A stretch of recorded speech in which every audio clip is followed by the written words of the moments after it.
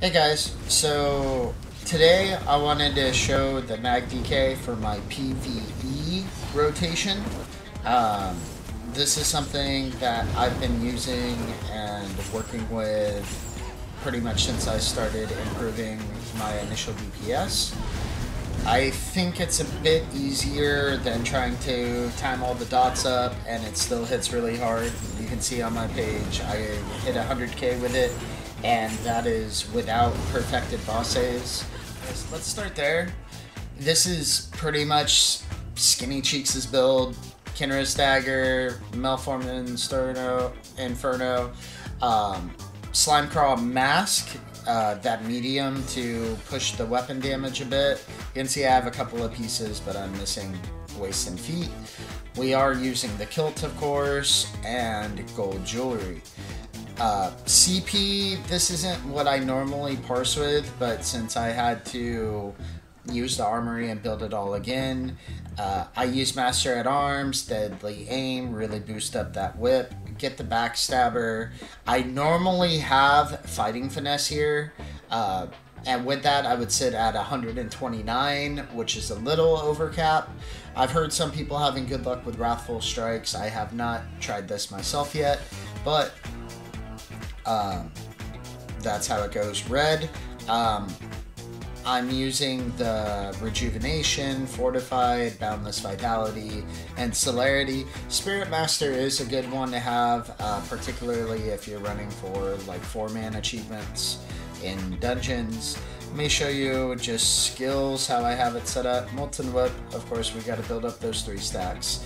Molten Whip and Flames of Oblivion are basically what this rotation is built around. Flames of Oblivion, getting it refreshed as soon as it ticks off, and Molten Whip to build up the stacks and get that big damage with that double whip. So after that, Inner Lights on the front bar, Barb Trap is on the front bar, Standard of Might to get that extra 15% damage, Dawnbreaker on the back to slot for extra damage because of the passives for Fighters Guild do improve that damage. I've found that having one on each does a little bit better for me, as opposed to having, say, Dawnbreaker here on the front bar. I think I do a 4-move back bar, and I think the dots and just everything else, it's still good to stay boosted. This is probably the main thing, and I haven't experimented with unstable wall as of yet, but I've been using the Blockade of Fire to keep that duration up, because even with this is going to drop off for a second or two in this rotation. But the main thing is that using the Maelstrom Inferno, we get that additional damage to our light attack, so as long as you're weaving, I believe it should even level out or even be better. Okay, so 2 more things I would like to mention before I continue on and explain the rotations. The first is going to be the food that we're using. I just use Bystat with using Unrelenting Grip for the no-cost chain to build up the Seething Fury stacks. I don't find that parse food and that extra recovery helps me out.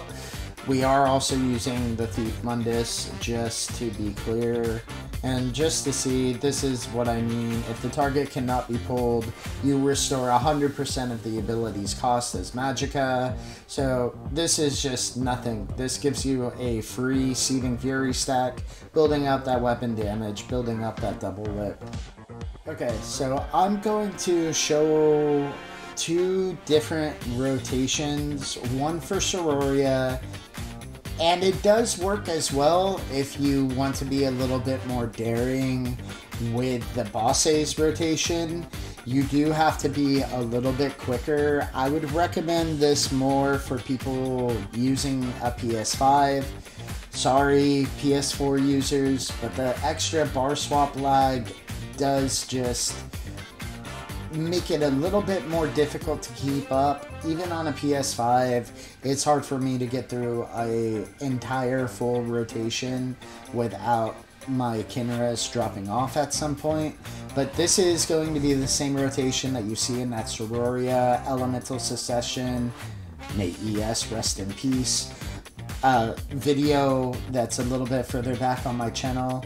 But basically, we get our 3 stacks up,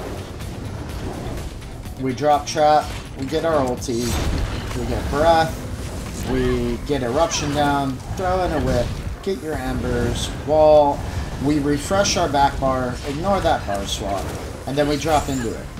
2 chains, engulfing, whip. 2 chains, engulfing, whip. We throw in this extra chain, eruption, and we just barrel through our back bar. Now, you can see there, my Kinras stacks stay up.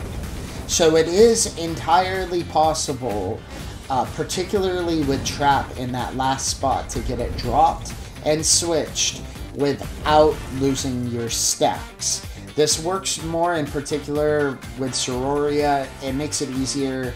That extra chain is to make sure that when Siroria starts and gets refreshed after being lost on your back bar, that it stays refreshed through your next back bar.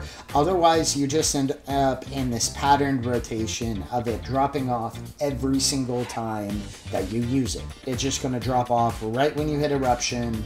You're going to lose it. You're going to have to gain stacks every single time on your front bar. Now, again, you saw Kinras does stay up if you can be quick enough on the bar swap.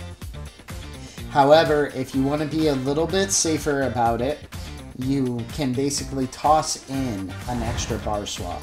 So we build up our stacks, hit trap, we would normally hit our ulti, hit breath, get everything dropped again. Let's just get those up for good measure, and we just roll through, right? Boom. We get our pattern. Alright, we skip this chain, drop into eruption, get our first 2 dots down, switch back for another chain, go finish our back bar dots, and then we just roll through it again. That extra bar swap makes sure that our stacks are going to stay up no matter what. And again, the key difference is that you're bar swapping to get that extra spot to make sure that your Kinras stacks stay up. Again, you're welcome to plow through it wearing bosses and Kinras, wearing bosses and AY. It can just be a bit more difficult to make sure that you're consistent enough with it to maintain those Kinras stacks up. Anyhow, I hope that you have found this video to be informative. I hope my explanation was thorough. Leave me a like, leave me a comment if there are any questions. Please subscribe if you are able to. I appreciate all of you, and until the next video, good night now.